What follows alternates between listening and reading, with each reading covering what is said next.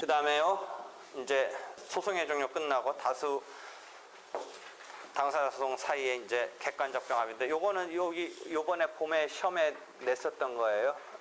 3월에. 예비적 병합에, 객관적 병합에 있어서 주의적이 기각되고 예비적이 나름대로 가까스로 받아들여졌어요.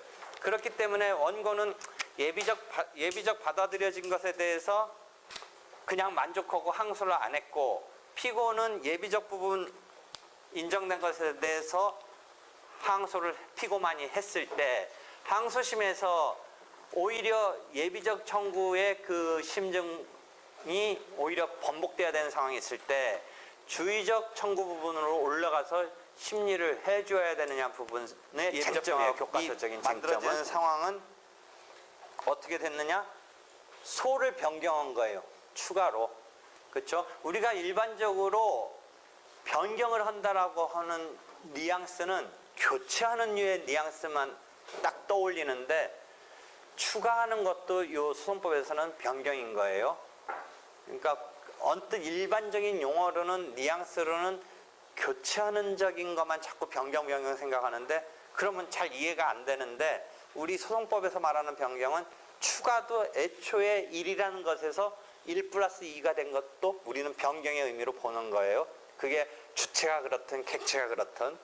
그러니까 2가 플러스가 됐는데, 다만 1과 2의 관계가 단순 병합 관계가 된 게 아니라 예비적 병합 관계가 됐으니까, 여기서 작년 문제에서 그 요건 등을 검토해줘라라는 게 하나의 쟁점 질문이네요. 하여튼 다시 돌아와서 여기서도 뭐 그 쟁점이 이제 더 들어가서, 아까 내가 언뜻 말한 예비적 병합의 경우에, 그래서 3월달에 온 문제는 아마 내가 추가하는 형태로 이렇게 한 거고, 여기서도 보면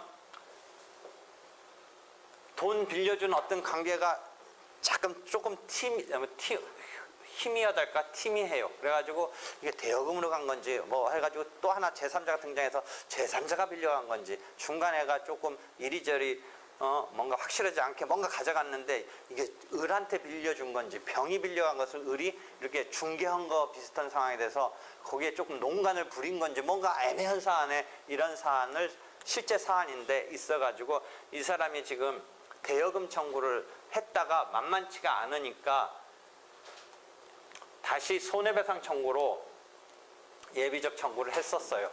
그래서 이미 3월 초순에 여러분이 모의고사 봤을 때 이제 본격적인 얘기 들어가면 어떻게 되냐면, 이거는 이렇게 해서 붙였는데 예비적 아까 말한 대로만 일단 받아줬어요. 주의적은 안 받아들여졌어요. 손해배상으로서 이제 을이 뭔가 약간 트릭 썼다든지 한 것으로 해서 돈 줘야 되는 것으로까지는 해줬어요. 그러니까 피고 측에서 항소를 했는데, 원고는 가만히 있었어요. 예비적 병합만이 뭐 인정됐지만 주의적이나 예비적이나 그 돈 받는 건 큰 문제 없다고 생각해서, 본인 소송한 사람이었기 때문에 내가 평소도 했었는데, 하여튼 근데 예비적서 보니까 이게 그냥 대여금이어야 될 것 같아요. 손해배상보다는. 그래서 예비적 청구에 대한 피고의 항소를 받아주고, 피고의 항소를 받아줘서, 피고의 항소를 받아줬다는 것은 1심이 잘못됐다라고 하고 취소시키고서 항소에 있어서 예비적 청구를 기각을 시켰어요. 그러면 우리 상식적으로 주의적 부분에 가서 꼭 주의적이 100% 받아줄지 안 할지 모르지만, 만약 지금 이게 돈 관계 맞다면, 그 다음에 손해배상으로 구성이 안 되고, 그렇다면 빌려준 것이라고 된다면 주의적 부분이 받아들여졌으면 되겠는데, 그 심리를 할 수 있느냐 없느냐 문제에서 교과서적으로 여러분이 평년적으로 읽었던 그게 여기서 보면 절실하게 나오는데, 안 간 거예요. 항소심에서 안 갔어요. 그러니까 이 원고는 중간에 붕 뜨는 거예요. 1심에서는 다행히도 예비적 받아들여서 안심하고 항소를 안 했는데, 항소심에서 예비적 부분마저도 깨지는 상황에서 주의적은 판단, 지금 깨졌던 1심이 그대로 돌이켜지지도 않으면서 1심서 주의적 청구 기각, 2심서 결과적으로 예비적 청구 기각. 그래서 중간에 붕 뜬 거예요. 그래서 어쩔 수 없이 상고는 했는데, 상고심에서 보니까, 대법원에서 보니까 안타까운 거예요. 안타까우니까 대법원은 어떤 돌파구를 찾은 거예요? 성질에 비춰서 당사자가 예비적으로 해왔지만 이 성질을 가만히 보니까 선택적 병합으로 봐줘야 되겠다라고 파기 환송을 했어요. 대법원이 이제 파기해서 돌려보냈어요. 그럼 어제 내가 이렇게 구조 가르쳐 줬죠? 올라갔다 내려오니까 1심은 주의적, 예비적을 표현할 때 이렇게 했는데 이게 1심이었는데 2심에서는 1은 건드리지도 못하고 2를 이렇게 했잖아요, 지금. 그죠? 그래서 대법원을 가니까 대법원이 안타까우니까 이건 법적 성질, 청구의 실질적인 성질에 살펴봐라 라고 해서 파기를 했어요. 그죠? 그러니까 그 노림수는 뭐예요? 선택적 병합으로 본다면 주의적으로 갈 수 있는 거니까. 되겠죠? 그래서 여기서는 파기 판결의 기속력 등등 관련해서 충실하게 그에 따라서 2번이 아닌데 1번은 이렇게 오케이를 해준 거예요. 이렇게 됐어요. 이때는 예비적 병합으로 본 셈이 되고 이때는 성질에 비춰서 선택적 병합으로 본 거죠.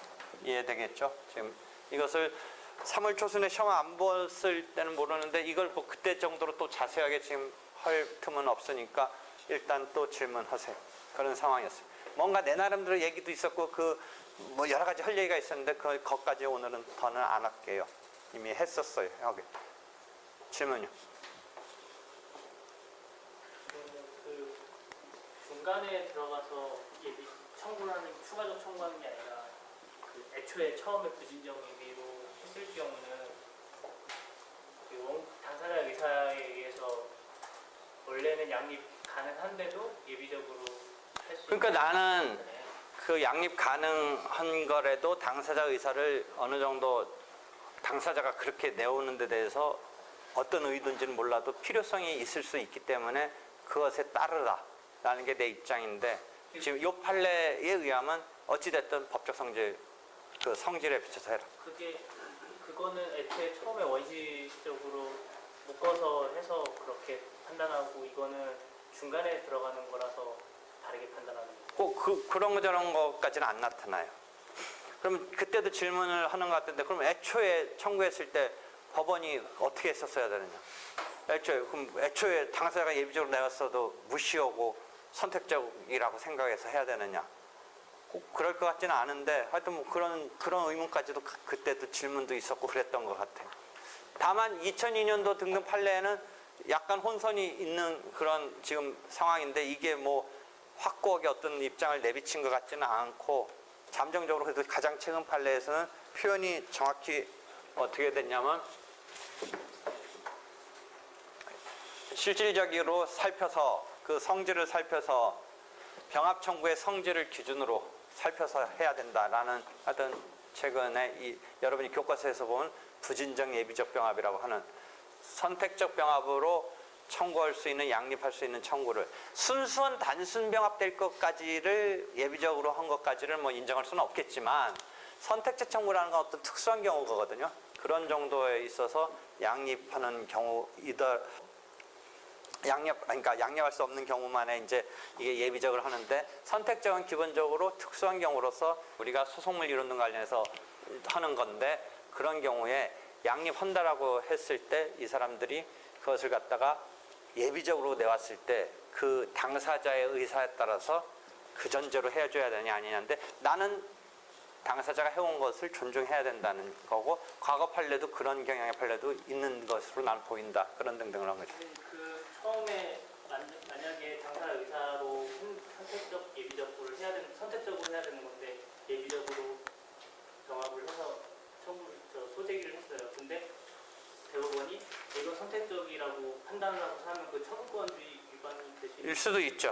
지금 대법원이 아니라 그러니까 1심 법원이 이제 그 어떤 이런 판결을 그 법원이 아주 충실하게 해서 애초 1심 법원이 당사자가 예비적으로 만약 이 사건을 똑같이 이제 어떤 다른 사건에서 갖고 왔는데 1심 법원은 이제 딱 아주 이틀에서 너희 왜 선택적 병합으로 하는 이런 실질을 갖고 있는 걸 예비적 병합으로 왔느냐라고 생각한다. 라고 했을 때는 지금 말한 대로 당사자가 그래도 난 가타부터 예비적 병합으로 내겠다라는 사람을 자기네가 알아서 선택적 병합으로 하는데 그럼 판결문에는 어떻게 나오? 선택적일지 예비적일지 모르니까 1, 2라고 했을 때 만약 예비적이라면 1부터 하고 2를 판단을 들어가야 되는데 선택적이면 그 순서는 상관없잖아요. 그러면 2를 받아줬을 때는 선택적이랑 예비적이랑 결과물은 달라지지 않는데 만약 2를 나타냈을 때는 달라져요. 예비적으로 봤을 때는 2를 기각시키고 2를 가야지. 그렇잖아요. 만약 선택적으로 보면 1 기각 여부 상관없이 2 가도 되잖아, 곧바로. 그러니까 2가 나타났을 때는 어떤 과정에서 나타나는지가 이게 거기에 드러날 수밖에 없어요. 그렇게 되면. 그죠? 그렇잖아요. 왜냐면 당사자는 1부터 해주쇼, 안 되면 2 해주쇼 했는데 그랬을 때 2를 했을 때는 선택적이든 예비적으로 보든 뭐 결과로서는 안 나타나는데, 그러니까 과정으로는 안 나타나는데 2를 해주면 뭔가 예비적으로 봤을 때는 2를 아니니까 2로 가는 이 과정이 나와야 되고 선택적은 그냥 2 가도 돼요. 그렇잖아. 1, 5와 2였으니까 선택적은. 그렇잖아. 그러니까 2로 갔을 때는 이제 이 과정이 드러나게 되는데 그럴 때 이제 뭘로 했느냐가 혹시 문제는 될 수는 있겠지만 하여튼 이 판례가 그때도 얘기했듯이 약간의 구체적 타당성 때문에 왜? 예비적 병합을 그대로 인정해주면 당사자 의사를 그 부분에 인정해주면 황당한 상황이 벌어졌으니까 그렇게 궁여지책 비슷하게 이제 쓴 카드 같다라는 거죠. 그래서 나는 원고가 뒤늦게라도 부대항서게끔 성명해서 이렇게 잘 이끌어줘야 된다가 내 논리고 그런 거였죠. 한편 그 서부지방법원장은 그때 해설에도 있었지만 대법원 판단이 일단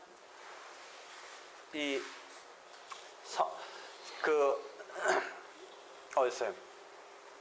병합 청구의 성질을 기준으로 하는 것은 일단 타당하다 하면서도 그 양반은 또 이 사안은 선택적 병합이 아니라 성질에 비춰서 예비적 병합이더라고. 그럼 그분은 어떻게 돌파구를 찾아요? 예비적 병합이라면 이거 지금 당사자 원고 이거 황당해져 있는데 그 사람은 거기서 나는 성명이란 부대항서 어떻게 그 절충적인 감유를 하는데 예비적 병합이더라도 예비적 청구가 아닌 주의적 부분을 올라가서 피고만이 항소했을 때 심리를 할 수 있느냐 부분서 주관적 예비적 병합에서는 가능한 그것처럼 객관적 예비적 병합에서도 심리할 수 있다라고까지 그분은 해석을 하는 거예요. 그렇게 돌파구를 찾는 거예요. 지금 마지막 얘기 이해했어요? 다시 지금 항소심의 이 상황이 되게 원고로서는 곤혹스러워요. 다 놓치게 돼요. 지금 다 놓치게 돼. 왜? 우리가 교과서적으로 배운 전통적인 학설 판례 이론에 의하면 주의적으로 갈 수가 없기 때문에 예비적 뒤집어 놔야 되는데 원고가 항소를 안 했어요. 원고의 항소가 없는 이상은 올라가면 분리병금 원칙 등과 관련해서 올라갈 수가 없어요. 그래서 대법원은 이것을 실질에 비춰서 파악해봐라 라고 파기를 해버린 거예요. 그러니까 파기받은 데서는 어떻게 한 거예요? 그래서 충실하게 그래 선택적으로 보자 하고서 이제 분리병금 원칙 상관없이 올라갈 수 있다 해서 올라간 거예요. 1번으로 1번 청구. 근데 그 이기택 서부지방원장은 이걸 평석을 하면서 그 실질에 비춰서 보는 건 맞다. 근데 실질에 비춰서 봤더니 예비적 병합이라고 하는 거예요. 그분은 이걸. 그러면 그 사람 입장에서는 하나 해결을 어떻게 하려고 하느냐. 예비적 병합 자체에 우리 교과서적인 것 중에 소수설적인 입장에서 올라갈 수 있는 논리를 구사하는 거거든요. 나는 어떻게 하냐. 당사자 의사에 그대로 반영해줘라. 일단. 그래서 예비적 병합으로 해라. 내온 이상은. 그럼 나는 어떻게 돌파구를 찾는다? 부대 항소를 뒤늦게라도 유도해줘라. 성명 등에 의해서. 이 상황이 지금 너 지금 큰일 나게 생겼다. 이거 잘못하다. 하나도 못 건진다. 그러니까 빨리 눈치채고 지금이라도 부대 항소해라. 피고 많이 처음에는 항소했지만 뒤늦게라도 너 항소해라. 부대 항소해라. 이런 식으로 해서 항소가 나왔으니까 분리병금 원칙을 이제는 괜찮은 거죠. 내 입장에 의하면 이해할 수 있겠죠. 그런 등등인데 평석이 있었어요. 평석이 있어요. 실은 이 본인 소송을 하는 거라서 그래요. 여러분이 본인 소송할 때 좀 성명권이 좀 더 충실하게 행사돼야 된다. 그래서 이 본인 소송을 하는데 그때도 얘기했잖아요. 뒤늦게 그때도 내가 얘기했잖아. 이 파기 환송 됐는데 내가 추적을 해봤어요. 그래서 내가 평소하고 난 이거 부대항소 했더라고요. 그 원고가 본인인데 부대항소라는 여러분들 잘 모르는 그거를 아니면 진짜 내 논문을 봤어도 내가 부대항소 해야 된다는 말이 그 어디에 있지만 그걸 이해할 수 있는 사람인지 뭔지 내 걸 봤는지 안 봤는지 모르겠는데 부대항소를 했어요. 다만 부대항소를 했기 때문에 올라간 건 아니고 여기서는 파기 환송된 그 법률적인 판단인 실질에 비춰서 이 병합 형태를 보라 라고 한 것에 충실하게 선택적 병합으로 보고 올라간 건데 이 사람은 그래도 만전을 기하려고 뒤늦게나마 이제는 부대항소 하는 이 방법이 나왔더라고 여기서. 본인이 소송하는데 대단한 실력자 같은데 애초에 그런 실력자였으면 좀 더 치밀했으면 어떻게 하겠어요? 내가 여러분한테 문제는 안 내고 했는데 치밀했으면 좀 어떻게 객관적 예비적 병원만 생각하지 말고 이 상황에서 누구도 한번 타깃 해놨으면 좋겠어. 지금 을이 돈을 가져가면서 병을 핑계대면서 가져갔어요. 상황적으로. 그래서 을이 이게 네가 대여야 했느냐 아니냐가 지금 문제예요. 을이 대여의 주체가 빌려간 주체가 너냐 을이 약간 삥땅한 꼴이냐 병을 끌어들이면서 그거로 지금 문제가 됐는데 이런 문제라면 갑부 입장에서는 객관적으로만 지금 거는 거 병합하는 거 말고 누구를 생각하면 되겠어요. 여러분. 그러니까 누구. 병도 타깃을 한번 해봤으면 되잖아요. 어? 그러니까 을이 중간에 껴서 병한테 가는 돈에 이게 지금 막 혼전이잖아요. 지금 상황이. 그러니까 갑부 입장에서는 을만 타깃으로 이게 네가 진짜 빌려갔냐 중간에 뭔가 농간 부려서 이렇게 이상하게 해놨느냐만을 하지 말고 하여튼 그럼 너 아니면 너가 빌려간 거다라고 해서 병을 빌려갔다라고 주관적 예비적 병합 걸면 되잖아요. 만약 한다면. 그렇잖아요. 근데 여기에서는 안 걸었어. 그래서 본인 소송을 이렇게 했어. 나 나중에 부대항소는 하긴 했어. 근데 뭐 하여튼 그것 때문에 결과적으로 주의적이라도 아니라 이제 더 자기가 원하던 주의적이 받아들여지는 꼴이었는데 험난한 거의 초중간까지 갔다 왔어 이 사람. 대법원이 어떻게 보면 난 봐준 거야 많이. 구체적 타당성 있는 거 해주려고 한 거야 지금. 뭐 그냥 대법원이 선택적 병합으로 보게 막 길 잡아준 거잖아 이거. 어?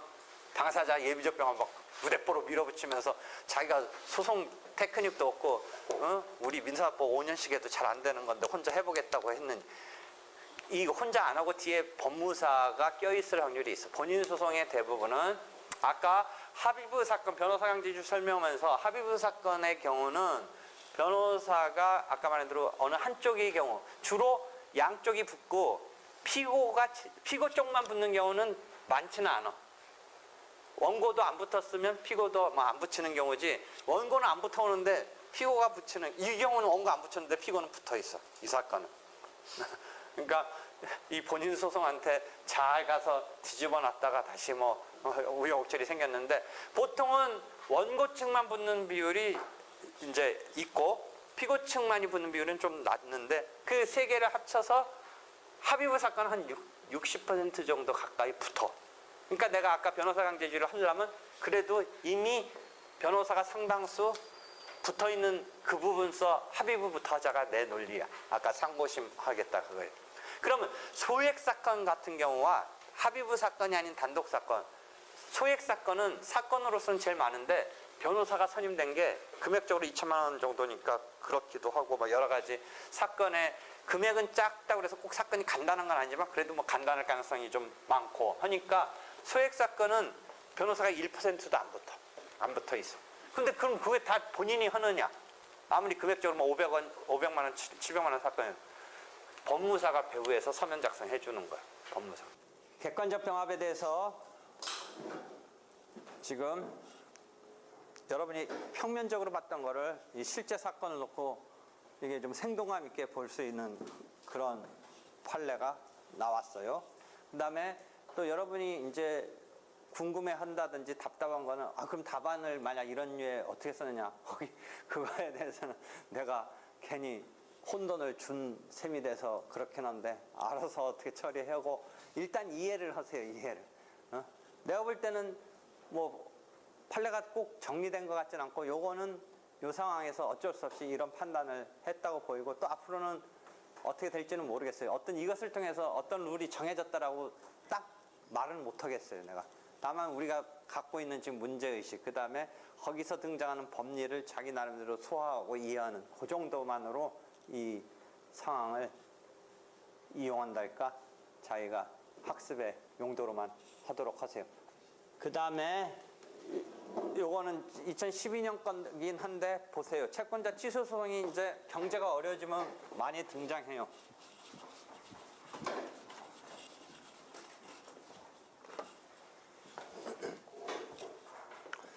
채권자 대의 소송이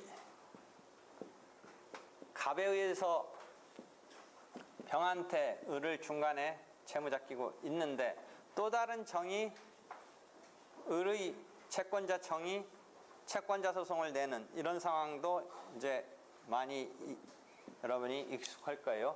이게 중복재손이 아니냐, 중복재손이 아니냐, 어떻게 돼요? 중복재소다 이렇게 보죠.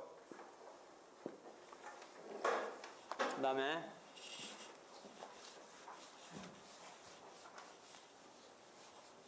지금 나온 거는 이제 채권자 대의 소송 아니고 채권자 취소 소송인데 이건 대의 소송. 여러분이 요거랑 똑같이 트릭을 쓰면 어떻게 됐어요? 채권자 취소 소송과 채권자 취소 소송도 역시 채무자가 있는 거고 이 채무자와 거래한 전득자, 수익자 이런 사람들을 상대로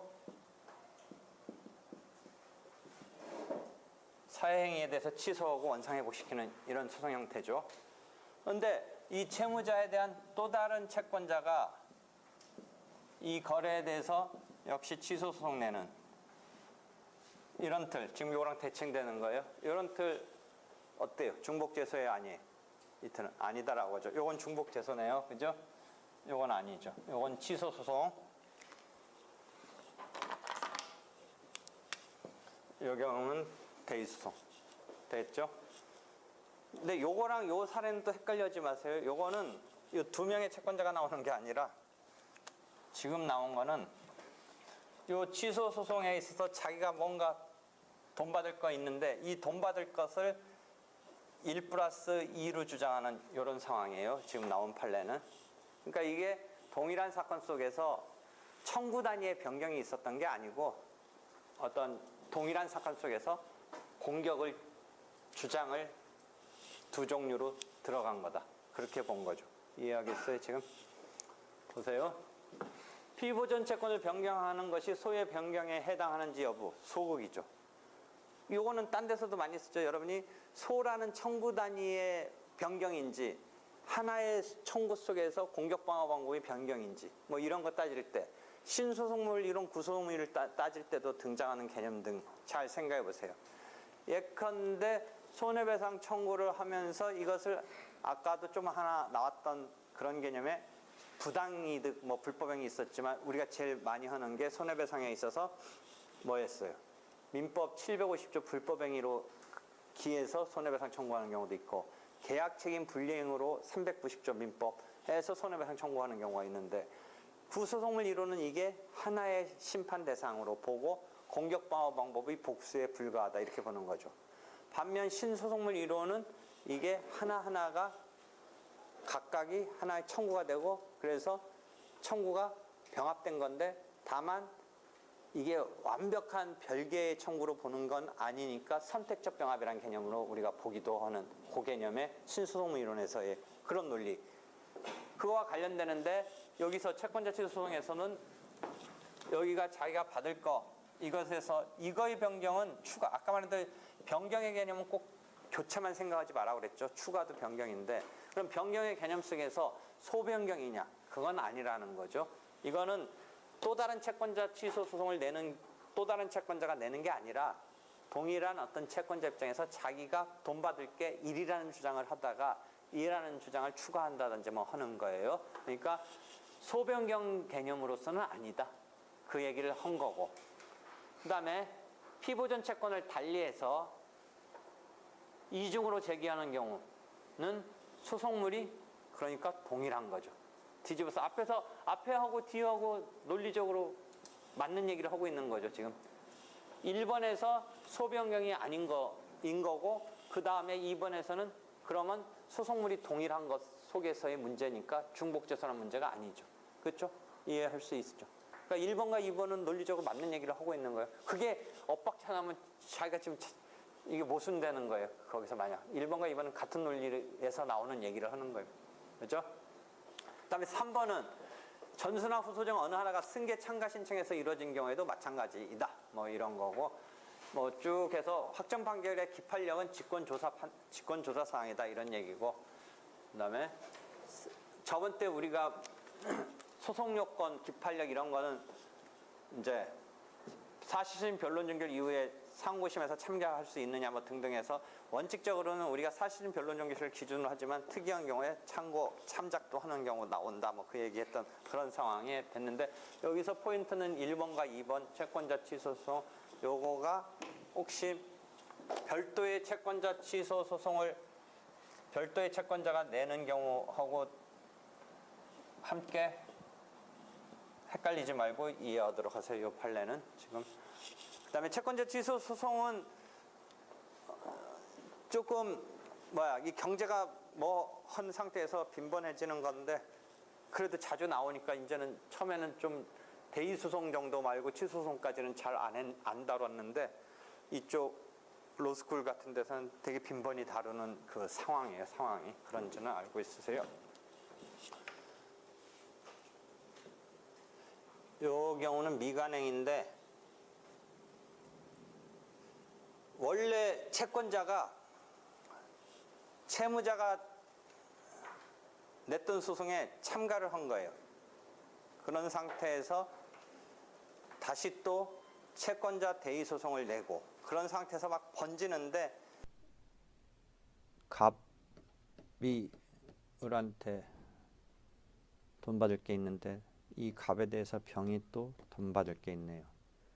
일단 갑이 을을 상대로 먼저 대여금 청구, 금원 지급 청구를 구하는 소송을 냈는데 병이 이 대여금 채권에 대해서 추심 명령을 받아서 추심 권능이 있으니까 추심금 지급을 의무가 자기한테 있다라고 주장해서 이 1번 갑의 을에 대한 소송에 참가 승계를 했네요. 참가 승계 병이. 그래서 이제 갑이 낸 소송에 참가 승계인이 됐죠.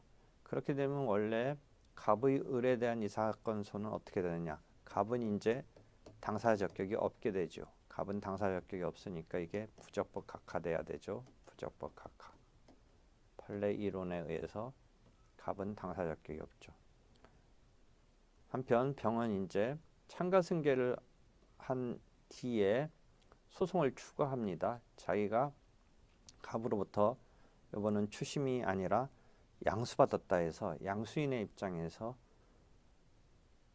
자기가 이제 양수인으로서 병을 상대로 직접 양수금 청구의 소송을 추가합니다.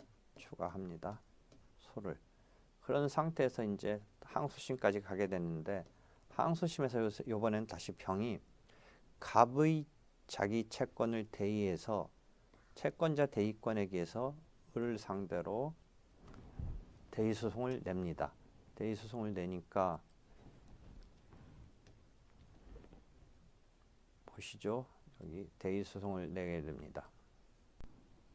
을을 상대로 승계된 권리를 행사할 수 있을 뿐인데 제3채무자인 갑이 지금 을의 병에 대한 요 채권에 대해서 추심금 청구를 했고 양수인으로서 청구를 추가했고 이번에는 대의소송을 내는 즉 자기의 이 피부전 채권을 전제로 병을 상대로 대의소송을 내는 이런 상황인데요. 병의 입장에서는 원래 추심금 청구했다가 그다음에 양수금 청구를 했다가 이제 와서 그런 상황의 갑이 대의소송으로서 이 소송을 갖다가 낸 것은 원래 참가인으로서 애초에 출발은 추심 명령을 받았다라고 해서 참가했지요. 이 참가한 이런 상태에서 출발했던 갑이 지금에 와서 채권자 대의소송을 낸다라는 것은 부당하다라고 주장을 한 것이지요. 이 점에 대한 다툼이 있었는데요. 이 싸움에서 청구 변경이 허용되느냐, 채권자 대의 소송으로 청구 변경을 하는 것이 허용되느냐. 애초에 참가 승계인이었던 병이 대의 소송까지 내는 이런 게 가능하냐라는 부분서 다툼이 있었는데 적극적으로 본 판례입니다. 적극적으로 봤네요. 약간 사안은 복잡하긴 합니다. 원심은 채권자 대의 소송이 참가 요건을 충족하지 못한 것으로 부적법하다 이유로 각하를 했는데 대상 판결이 이것을 파기환송했네요. 처음에 이제 참가한 참가인의 입장에서 지금 대의권까지 번진 건데 참가 요건을 충족하지 못한 것으로 부적법하다라고 이유로 각하했던 것을 상고심에서 파기환송했습니다. 이해됐나요? 그 다음에는 항소 추한 신청이 적법해서 항소심에 계속된 경우, 정상적인 경우가 아니고 일반적인 경우가 아니고 항소심에서 반소를 제기하는 경우는 약간의 요건이 필요하지만 가능은 해요. 사실심 변론 용역시까지 반소할 수가 있어요. 반소. 하나 요건은 뭐가 있어요? 항소심에서 반소 제기하는데 시점상은 가능한데 뭐를 하나는 체크해야 돼요. 항소심에서 반소 제기하는 데 대해서. 하나 체크할 게 있는데 1심에서 등장하지 않았던, 물론 1심의 청구와 뭔가 관련성이 있으니까 반소를 낼 수 있지 터무니없으면 반소를 낼 수 없어요.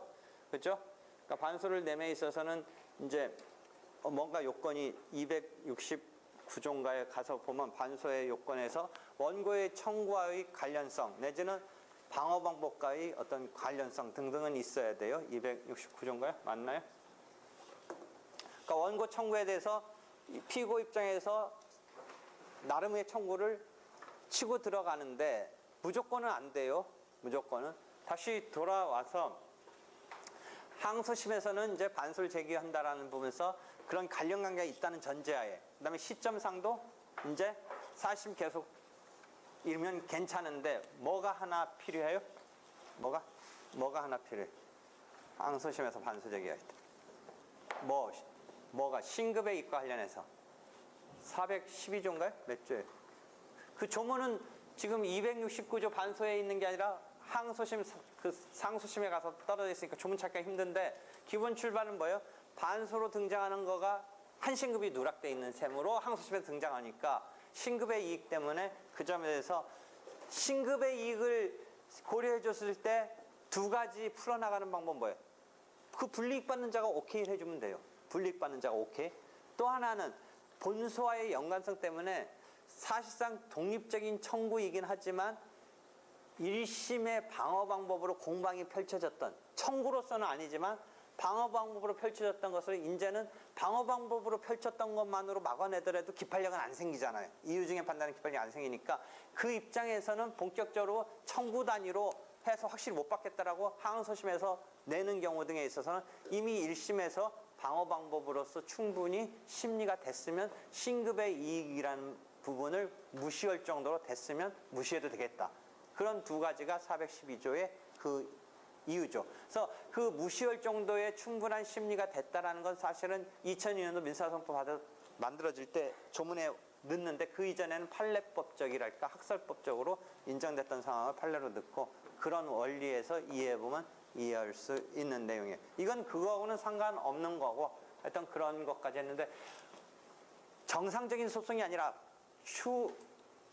추한항소가 됐기 때문에 혹시 추한항소된 상태에서 반소로 치고 들어가면 어떻게 되느냐 뭐 이런 건데 된다라고 본 거예요. 이건 뭐 큰 그건 아니고 특수한 상황이에요. 일반적인 소송 형태가 아니었기 때문에 한번 문제가 된 것 같아요. 된다라는 거죠. 그러더라도. 이렇게 해서 객관전병화 끝났고요.